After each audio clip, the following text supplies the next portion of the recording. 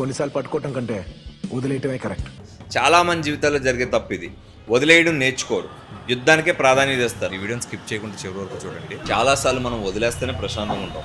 ఏం వదిలేయాలి, ఎలా వదిలేయాలి, ఎక్కడ ఏది ఎలా వదిలేయాలో తెలిసిన వాడే జీవితంలో చాలా ప్రశాంతంగా గెలుస్తుంది. చాలా సార్లు బంధాల్లో కానీ, బంధుత్వాల్లో కానీ, కుటుంబాల్లో కానీ, తల్లిదండ్రుల మధ్యలో కానీ, పిల్లల మధ్యలో కానీ, అన్నదమ్ముల మధ్యలో కానీ, భార్యాభర్తల మధ్యలో కానీ చాలా విషయాల్లో యుద్ధాలు జరుగుతాయి. ఆ యుద్ధం గెలవని తెలిసిన చాలాసార్లు పోరాడతాం.